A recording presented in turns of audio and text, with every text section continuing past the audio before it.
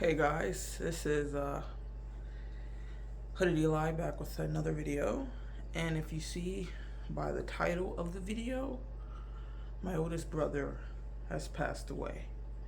Not the one from the last video, because I have two older brothers, but my oldest brother has passed away.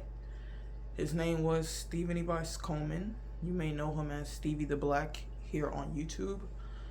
He had his own YouTube channel called Stevie the Black, which I already did a video for that maybe like 2 weeks ago to let his fan base know what happened. But it took me harder to make my own video because I was just still hurt and broken, and I wanted to get Ebis' video for his channel out of the way. I lost my brother a month ago to this day, April 8th. Today's May 8th. A month ago I lost my brother, and it feels like just yesterday I just saw him. And I think that's hurts. And it's one of the things that hurts me the most, that it doesn't feel like it's been a month. It doesn't feel like it's been 4 weeks. It feels like just yesterday, me, him, and my other brother was just sitting on the couch in the rec room watching WrestleMania. And man, it just hurts. Because I'm just like, why my brother? And for y'all that don't know, which I don't think I ever talked about it, we are a Christian family. We are a Jesus-believing family, a God-believing family, and we've always been. And for the longest time, I've always felt like my family was protected, because if I'm being honest with you, nothing really happened to my family. For the 21 years I was alive, I didn't see nothing. For the 22 years my other brother was alive, he didn't see nothing. For the, how was my sister? 14 years she was alive, she didn't see nothing. My parents have not seen nothing. My oldest brother for 27 years, well technically 28, he hasn't seen anything. Like nothing crazy has happened in my family. And I'm just like, man, this is why I believe in God, because nothing happened. Hey, the tire on the car popped, no big deal. I'm still alive. You got into a car accident, I have not one scratch on me. I'm still alive. You know, and it's just stuff like that that was just like, man, how did I make it out? And you just knew it was God. And since August, I want to say, I have had insane anxiety, insane PTSD, because in August my father went through, I want to say, anaphylactic shock, I think it's pronounced, which basically is like a severe allergic reaction. And I remember that to this day. We were downstairs watching Monday Night Raw when I came out the bathroom. I came back, laid back on the couch like I was. I looked at my dad. My mom was giving him water, and he just was there but wasn't. He just started slowly tipping, and we had called 911. Me and my oldest brother, one that just passed away, put him on our shoulders, one arm, and he was walking with us while we were trying to take him to the car. And the person was like, no, wait for the ambulance. And then we took him outside, and he was still responsive, but he just wasn't there. You know what I mean? And you know, after that, he ended up being fine. Like, I looked up what anaphylactic shock, if we go through it, you have to give them a shot of that allergy needle, and you got call. If you don't have that, you got to call 911 immediately, because it could be deadly. And the crazy part, by the time the ambulance came, my dad was back. Like, he was awake, he was conscious. He was like, what am I doing outside without any help, without any medicine? No, they didn't give him anything, and this was before the ambulance came. We didn't give him anything, so it was just like he just came back, and we were all praying. So it's like God just said, "You don't need medicine. You have me," and just put His hand out over us and healed them. And then he stayed at the hospital for a few days, took some tests, and they basically said everything's normal. So I'm like, oh dang, that's awesome. And I remember around that time, me and my oldest brother was not talking. We had gotten into this argument, and we just was not talking. We had forgiven each other, but we just still wasn't talking. And after that, I had texted him, because I was driving to the hospital to be with my mom, with my dad. And I remember texting him. I was like, hey man, I'm sorry for not talking to you. And he said, it's okay. I think he said, it's okay, I'm sorry too, or something like that. And I was like, all right, cool. And then I looked at the verse of the day on the Bible app, and it said, isn't it great when brother and sisters just get along? And I'm like, dang, like, did God do this so me and my siblings can finally get along? Because I wasn't talking to my brother. My other brother wasn't talking to my brother. My sister was just being mean to every single body. Like, our sibling wasn't even sibling. We were just broken apart. And that's how it was. And I thought that was a sign of God saying, hey, look, you guys need to be together as a family. And, you know, after that, we talked every now and then, but it wasn't like we used to. And I wish we could have got back to that. You know, but we never did. April 8th. You probably wonder, well, what happened? Was he sick? No. Did he get shot? No. Car accident? No. Like, so my brother was a big guy. But he was going to the doctors monthly, weekly, I think. And they basically told him, hey, you know, you gotta lose weight, but other than that, you're fine. You don't have no blood clots. You have none of his problems. Like, any big person problems, he didn't have that. So, after WrestleMania, which was April 7th, last time I talked to my brother, actually, we woke up, we had our day. I remember going downstairs at, like, I had to take my other brother to school, and I just remember him like, hey, go look in the trash can, and I saw Denny's in there, and I was disappointed that my brother got in Denny's, because, you know, he ate unhealthy for 2 days straight because of WrestleMania, because I let it slide. It's WrestleMania. You should have a good time. I ate crazy. My other brother ate crazy. You know, we ate pizza, snacks, drink, and all that stuff, you know. So I let it slide. But I saw him eat. When I saw him eat like that again, he ate Denny's. He had like pancakes and a sandwich. And I was like, dang, what you doing, man? You know, you can't be doing that. And me and my brother Elijah, we always talked about, like, man, you know, we really want him to lose some weight, dude. Like, you know, we'll see him eat some certain way, and we're just disappointed. Like, dang, man, why you eating like that? And I remember we get in the car, we're talking about my older brother Elias, Stevie the Black. And I remember just saying, man, he needs a sign, because I try to help him, my parents try to help him, the doctors try to help him, and it ain't working. Like, only person I can help him is God. Just God telling him, like, yo, Elias, in a dream, like, you need to lose some weight. Alright, because he, you know, he wanted to. He hated being big. You know, every big person hate being big, even if you're like, hey, you know, no fat shaming, you know, fat lives matter, whatever, like that. They hate being big.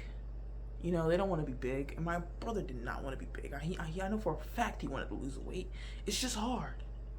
It's just extremely hard. And how hard it is, you can never really accomplish it without somebody helping you. And he didn't really like asking for help, which I can understand. I'm the same way sometimes. I don't want to ask you for help. I want to do it on my own. And boy, I really wish he asked me for help. And I remember saying something stupid. I was like, man, he needs a wake-up call. Like, he passes out or something or whatever. And I felt like I put that out in the atmosphere. My parents told me I didn't, but I still feel like I do. I did. I put it out in the atmosphere, and around almost 8 o'clock, I was sitting in my room with my brother. We were watching the Raw after Mania.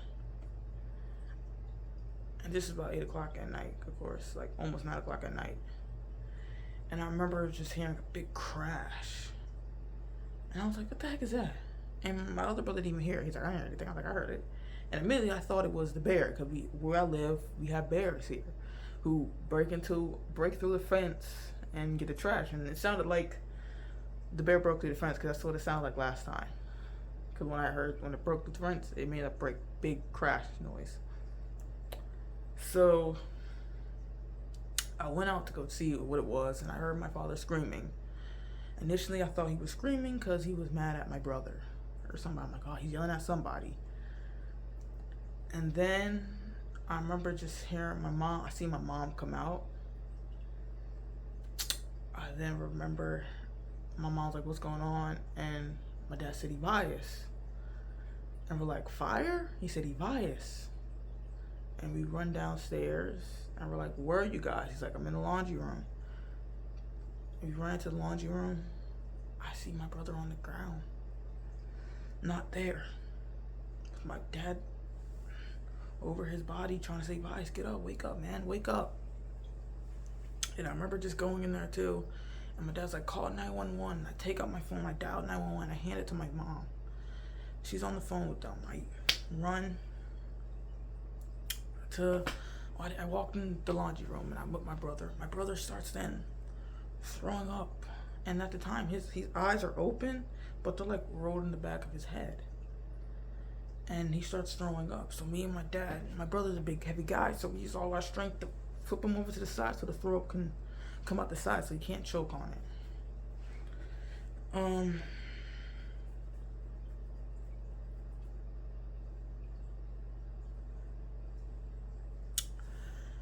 And then I remember after he got finished throwing up, I thought everything was fine because for a few seconds, I want to say 5, it seems like he regained consciousness because his eyes was open. He was kind of like, and his eyes were red. And it looked like the face he was making, it looked like he saw something. Like he was shocked, like, and then that's the last time I saw my brother with his eyes open, because after that, he closed his eyes and became unconscious.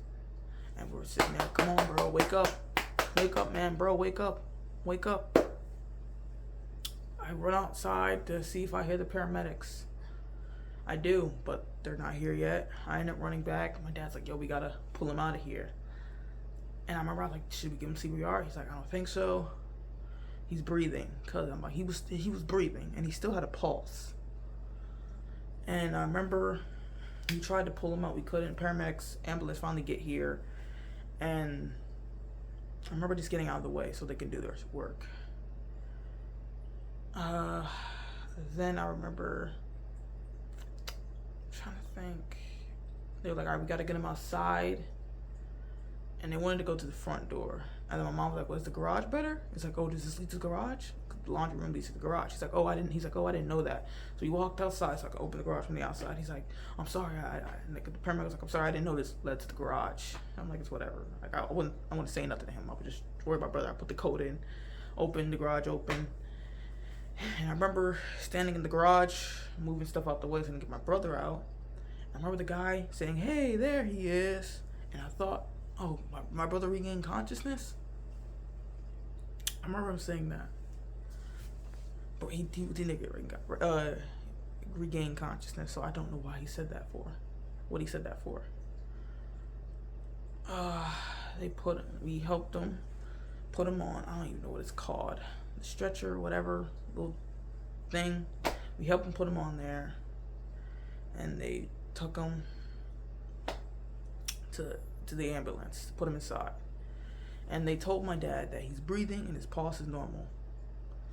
And it sounded like he was sleeping because he was just snoring at that point. So they load him into the car. My parents are like, hey, we're gonna go there. I'm like, okay. We're gonna follow them to the hospital. I'm like, okay. During this entire time, me and my entire family are praying that everything's okay. After my parents leave, the paramedics leave, I remember the paramedics smiling and talking to each other, and I'm just like, well, if they're smiling, that's a good sign. You know, they're obviously not worried. But little did I know, they were just smiling. Then I remember going back inside the house, my sister getting up, and she's like, what happened? I told her what happened. We all go out back, me, my other brother, and my sister, and we all just start praying that my brother's okay. And I believed he would be okay. And I told my mom, like, hey, Mom, give us updates. She's like, oh, we will. And that was the last time. Because my mom would not give me an update when I text her, when I would call her, my brother text her, my brother call her, my dad. They wouldn't say nothing to us. And I remember around 10:14, I think, the paramedics left their bag here in the dining room. I remember a lady coming, she's like, hey, do you leave the bag? And I'm like, yeah. I was like, it's right here. So she goes inside the house, grabs it. And I was about to ask her any updates because my parents was giving to them, but I didn't. And as she walks out the door, and I remember her face, and I remember that exact moment. She walks out the door, turns around, and says, did they tell you? And I was like, last time I heard, his breathing was normal and his heartbeat. And she did like, did they tell you? And I told him, like, last time I heard, his breathing was normal and his heart rate was normal. And she's like, okay, have a good day then. And that made my heart bounce like crazy. Like, what the heck happened? What's going on? I did the same thing for my siblings, so that I know. My siblings didn't tell me that until later. So we're all like, let's go out for a drive. Don't clear our heads and pray. We end up driving to the hospital. We end up praying there. Little did I know, at the time, my brother was already with God. And I remember praying, like, God, take our energy from us and give it to him. Half of our energy, and give it to my brother, Evias. Because his name was Stephen Evias Coleman, but we all called him Evias because my dad's name was Stephen. So no confusion, we all called him Evias.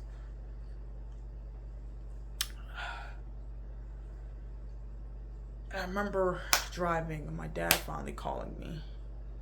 I'm calling Elijah, my other brother, and say, come back home. We get back home, and I remember praying in my head, we're going to get good news. We're not going to get good news. He's not going to be dead. He's not going to be gone. No, he's still in me. He didn't pass away.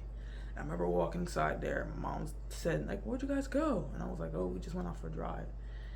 Walking in the living room, waiting for the answer. And my dad said, I still remember in my head, Evias didn't make it. And immediately, I just felt my heart just go, boom. And I was like, what? And I remember my sister started crying. And I remember Elijah just being like, are you joking? And he's like, no. My dad's like, no. And I remember just being, I didn't cry. I just remember just being shocked. And I didn't believe what I heard. And I remember just seeing my sister crying, my mom consulting her. And they're like, yes, everyone else already knows. And I'm just being like, oh my gosh, my brother's gone. My big brother, Evias, is gone. And man, that hurt me. Because every day I prayed to God for protection for my entire family. Every night before I sleep, I said, Lord, please protect us from all hurt, harm, danger, and diseases. That day, I prayed that before I had left, because I remember I was on Twitter and people were like, oh, the rapture is happening, like clips and stuff, da-da-da-da. And I was just like, well, rapture does happen, let me just go ahead and pray for me and my entire family. And I prayed that. And then this happened that day.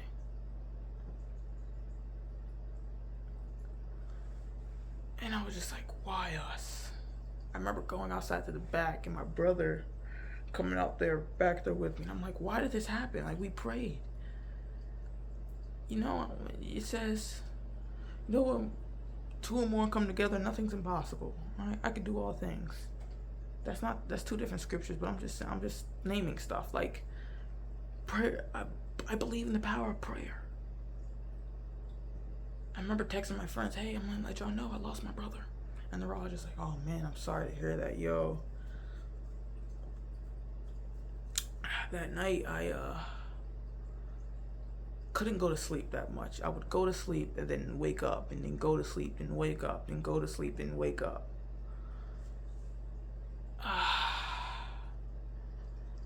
And I remember one specific dream I had when I was sleeping. And I was walking past my brother's room. It was cracked open. I remember looking in there, and I just see him laying down on his bed, hands behind his head, and he just looked relaxed, like he was just laying down, relaxing on his bed. And, you know, it didn't hit me until the next day when I went downstairs to see my parents, and my mom's crying. My dad's like, just finished crying.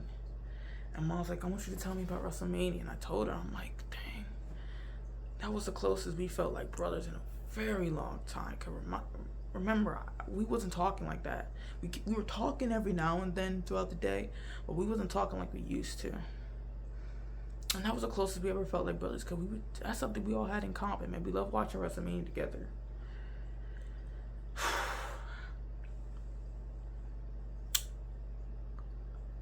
So I told her that. And then when I went upstairs, I just felt tears flowing. And my other brother was like, you good? And I just said, no. And I just started bursting out crying.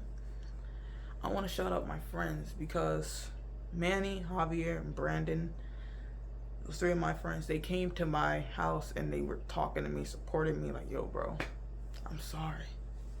Sorry about all this happening to you. Like, they came multiple times throughout this entire thing. So shout out to those guys. And shout out to every friend that texted me too. Malik, that Tristan, Jason. Jason showed up to the service, man. So shout out to him. Timmy. Who else, man? Makai, Tyreek, Alanis. So many more people. I'm trying to think. I think Andre. And some of these people I haven't talked to in a very long time. Or I'm not even like friends with them like that. And they came by and said, yo, bro, I'm sorry. Because, you know, I've known them. And they know me. They know I'm not no jerk. So I'm not mean. So when they saw me, I'm guessing they're like, yo, this is a nice guy who just is going through something hard. So shout out to everybody, all my friends, and family too. And that's when it hit me. And I was crying multiple times a day for multiple days, because I just can't believe you're gone. I wanted him to come back. I remember I was like, my dad got a phone call that night, because we were all upstairs in my parents' room, because my mom wanted to pray. And I remember he got a phone call, and I was like, that's going to be the call. And they're going to say, hey, his heart started back up, because apparently as soon as he got to the hospital, his heart stopped. That's what they said. They didn't hook him up to no machine. Apparently what I heard, he was holding his wrist, feeling the pulse. And I am angry. I'm not going to say upset. I'm angry that my brother's gone. I'm angry at the paramedics, because I do feel like they could have done a lot more. Because when they got and saw my brother, they didn't do nothing. They didn't give him anything. They didn't give him anything while he was in the ambulance, and the whole thing is suspicious. And I know I'm getting off track, but it's like they told my parents that they gave him something to help him breathe better, and when they did, his heart stopped. And then now they're trying to say they didn't give him anything. And now they're trying to say, oh, he was gone before when they got here. No, dead on arrival. And I'm just like, no, he wasn't. I was here when you arrived, and I know he was breathing. He had a heartbeat. So you can't just sit up here and lie. And now they're trying to say they didn't give him any medicine. It's like they're switching their story up each different times. And it angers me, because it's like, dude, okay, you're trying to hide something. What are you trying to hide? Because I lost my brother because of you idiots. Yes, I hate them. I hate Advent Health. I hate every single one of those people, because I do feel like they could have done more. Because, you know, if that was your family member that was in the ambulance, you've been doing everything you can to bring them back. And do I feel like they care? No, because I saw them laughing when they put my brother into the ambulance. Because I saw the lady come back home, turn around and say, hey, did they tell you? It's none of your business if they told me or not. It's none of your business. You could have got your bag and left. Simple. But you had to put that thought in my head saying, hey, did they tell you? It's none of your business if they told me. It's none of your business to find out if they told you or not. Told me or not. So what the heck are you talking about? And then another thing. They said they were going to get a medical examiner, because the medical examiner picked up the case because everybody thought it was unusual that he just passed. They're like, yo, what happened? The medical examiners took him. They saw how big my brother is. Like, oh, it could have been this, that, the other. We don't want to do an autopsy on him because he's a big guy, and anything with big people that could have just happened. And the guy was so freaking rude to my parents, and it pissed me off. And I wanted to drive to wherever he was at and just teach him a lesson. I wanted to beat him up. I wanted to hurt him, I wanted him bashed and bloody. You're probably looking at me like, you can do that. Yeah, I could do that if I wanted to. Because that's how angry I was at the moment. And I'm still angry now, but it's not as much anger as I had a month ago. The way he was talking to my parents pissed me off. I feel like I'll just be wasting my time. You're telling that to a grieving parent? I feel like I'm wasting my time, so I don't want to do an autopsy on your son?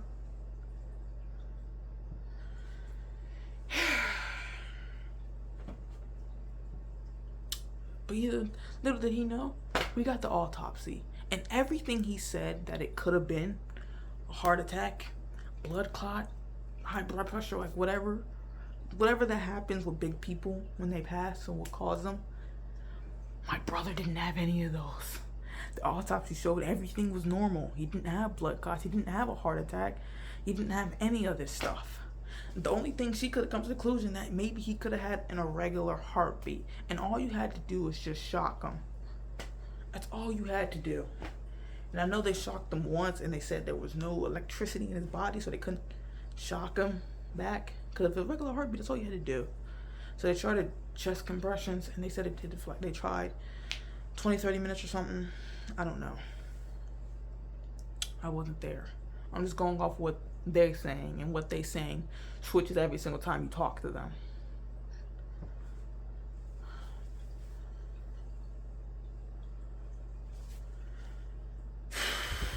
And it sucks because every day I go driving. I had to drop somebody off, I had to go somewhere myself, and there's thousands of these Advent health signs, how we're the #1 ER in Florida. We have the best health care. We have the best heart care, gut care, brain care, eye care, nose care, and nerve care. They're the best at everything. That's what they tell you. But they couldn't help my brother. They couldn't help him. So now at this point, we're just waiting on a blood test to see if there was something in his blood that could have caused this.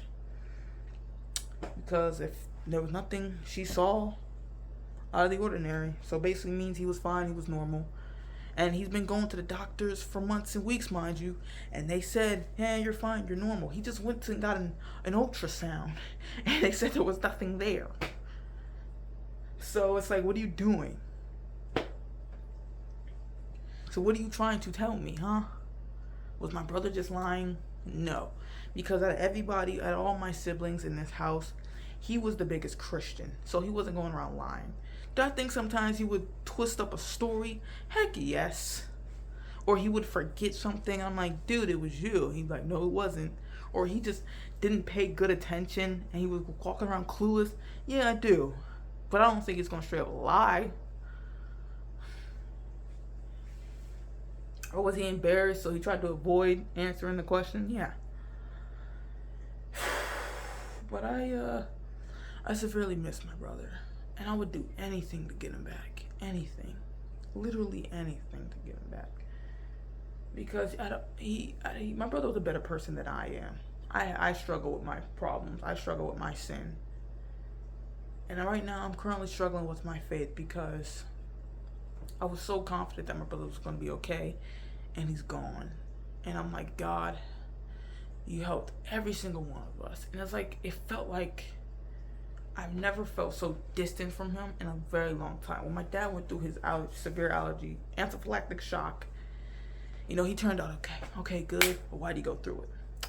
Maybe it was a sign because you wanted me and my siblings to talk to each other. Because maybe you saw something in the future and you knew if I didn't talk to him, it would crush me that I never talked to him again. Okay, that cool. Why did my mom go through this scare, this autoimmune system scare, autoimmune disease scare? She had her doctor saying, I think it's autoimmune disease, but you're going on the right track, to find out there was nothing wrong with her. And I'm sitting, and that's when I started hating Advent Health, because I was like, If you would have asked her questions about her daily life, you could have came to the conclusion that she didn't even have autoimmune disease. She didn't have one.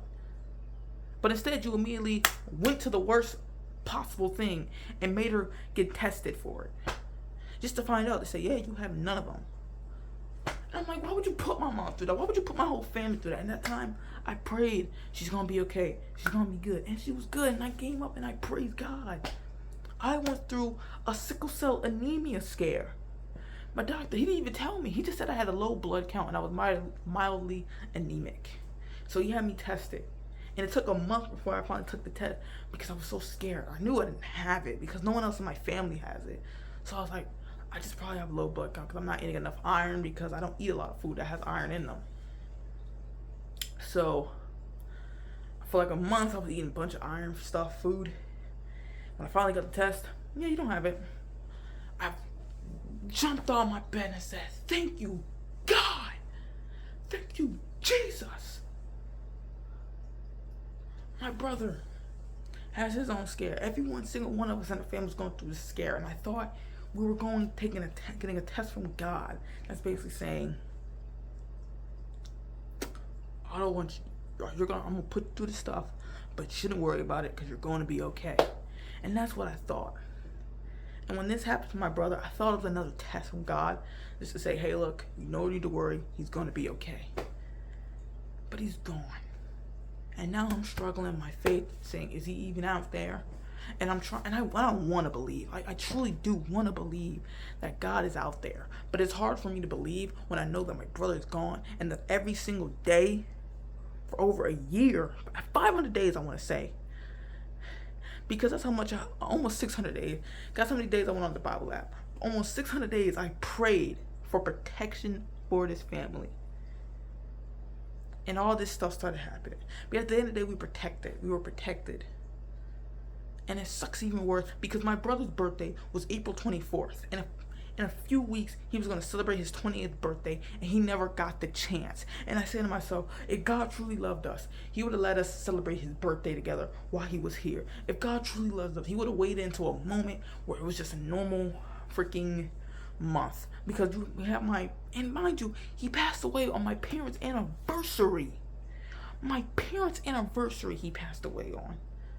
So now every year when they celebrating their anniversary, they're also going to be celebrating the anniversary of my brother's passing. How are you going to try to live with that? Are you personally, are you going to try to live with that? Because I know I couldn't.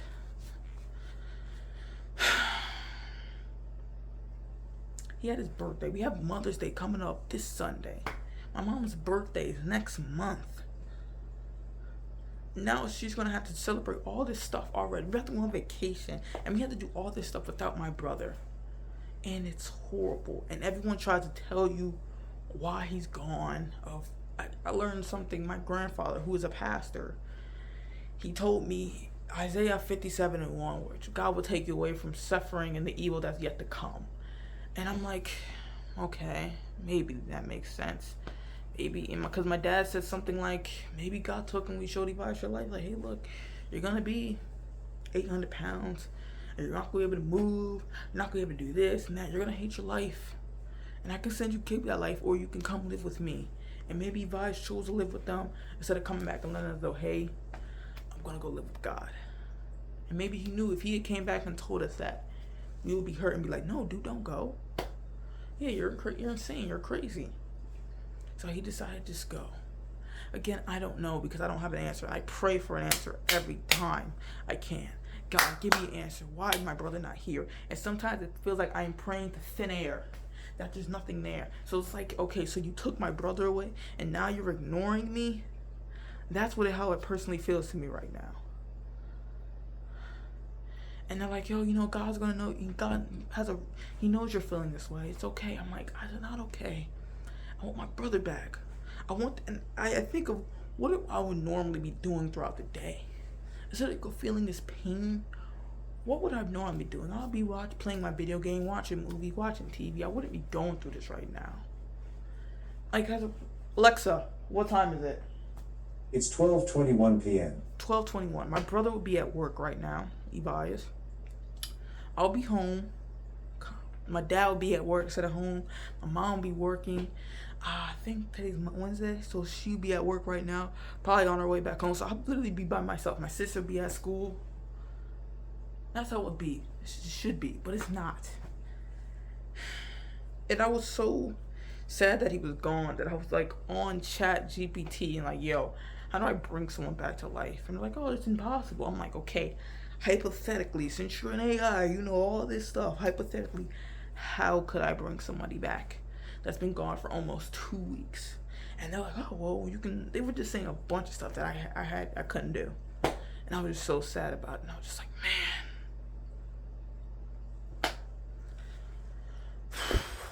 and that's pretty much it. One last thing is, my brother had a list of videos he wanted to do with his friends because they made a podcast, but his friend wanted to stop doing the podcast, so he was going to make a new one with one of the friends from the other podcast and a new friend, and they were going to do videos together, and he had a list of ideas. So I told me and my other brother Elijah, yo, we, as a tribute to him, we should finish that list and finish all the stuff he wanted to do for our podcast and call it Tribute to Elias or Tribute to Stevie the Black. He had a couple things on there. I think we're going to do 2 videos a week for that because that's what he wanted to do. He wanted to do 2 podcast episodes a week. So as a tribute to him, we're going to be doing that. Elias was one of the nicest, kindest persons in the world. He always wanted to help people. He wanted to help people. He helped his friends through problems. He helped me through problems. Helped my parents through problems. Like, he helped everybody. And that's what he wanted to do. He said, hey, I want to help people. And I was like, man, maybe God took him and turned him into an angel so he could help people. But there's nowhere in the Bible that says God can do that if he wanted to. I mean, he's God. But I'm pretty sure if he'd done it in the past, if he has done it in the past, why would he do it now? Every day I walk into my brother's room and just hoping he's in there, and he's not. Every day I hope my brother's walk through that door. He doesn't. And it sucks. Like, this is the hardest thing in the world. You want to know the hardest thing in the world is getting over a loved one. Not getting over. Because getting over is like, I'll get over it. Like, I wouldn't care no more. It's not getting over. The hardest thing in the world is coping the death of a loved one. And I hate saying death and dying, dead. I hate all those words. I always had, and the fact that I'm saying it about my brother now is insane. And at the same time, I've never been more scared because I don't know what's gonna happen next. For me, for my sister, for my other brother, for my mom, my dad, I don't know what's gonna happen next.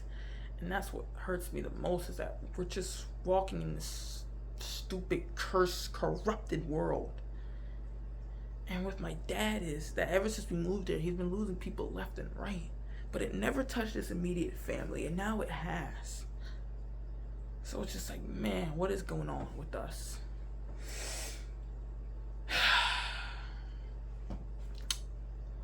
I'm gonna put something in the description that my brother had wrote. My brother had wrote, it's about why he wants to be a hero. I'd love for you to like it. I'd love for you to read it. Also, thank you if you're here from my brother's channel. That video I posted 2 weeks ago, it blew up, got 1,000 views. Thank you for that. Thanks for all the kind words in the comments, for all the people that used to watch him, for all the people that didn't know him, that felt like, yo, let me just come and say something. Thank you. And if you come to this channel, do not subscribe to this channel. Please don't. I don't want you to subscribe to me because of this video. I would hate that. Please subscribe to my brother, Stevie the Black. I'll put his link in the description too. Go there and subscribe. I would love for him to hit 100K. I can get his silver play button and then hang it in his room. Or hang it next to his picture or something.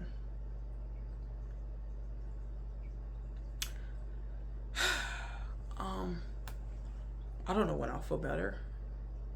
Every day I think about him 24/7. It's not an hour, a minute, a second that doesn't cross my mind when I don't think about him. Everything I think about, I think of him. When I see Dragon Ball Z, me, him, and basically my entire family, except for my sister and my mother, love Dragon Ball Z. His favorite superhero was Spider-Man. So when I see Spider-Man, I think of him. When I see Marvel, I think of him. Basketball, football, Godzilla, I think of him. I remember when me and him were talking about -1 and how he liked it. He loved the movie. I was like, it was a good movie. When I watch Ben 10, I think of him. Everything I do in my life, I think of you, man. I think of Elias. And that hurts. And it's like the pain's not gonna be there forever. And that's the part, like, I don't want to feel like I'm ready to leave him behind, because I'm not.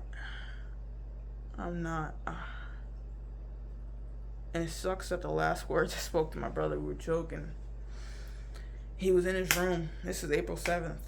Because I didn't talk to him that day. And the part sucks about it is I could have, but I didn't. I had a chance to see my brother one last time while he was conscious. And talk to him, but I didn't. And I had a question I want to ask him, but I can no longer ask that question because he's not here. And I remember weeks ago, it was the same day an Invincible episode came out. I think episode 7 had came out. And I remember right before I woke up, I remember a voice in my head. And it was from my dad. And he was telling me, do you know where your brother is? Referring to Elias. And I was like, no. And then I woke up. Then I remember looking at my phone. And I'm thinking, he's at work. He wasn't even at work. He was at Walgreens. I don't know, what's he doing at Walgreens? Look, he's probably on break. Now I went by. He's still there. Okay, maybe he's still on break. 2 hours went by. He's still there. I texted him, hey, man, what time you going to be home? To see if he had his phone, because I started getting into that anxiety. And I was like, maybe he got into a car accident, lost his phone, and a homeless man stole his phone. And that's why he's saying he's at Walgreens right now. And he texted me back, I'll be around 3 o'clock, which is the same time he came back. So I'm like, okay, he's okay. And he came home around 3 o'clock. And he probably didn't know, but I always worried about him. That same day before he passed, I worried about him because I walked by his room and I didn't hear nothing. And I was like, is he okay? He's probably just sleeping, you know. It's okay, it's cool. And it sucks.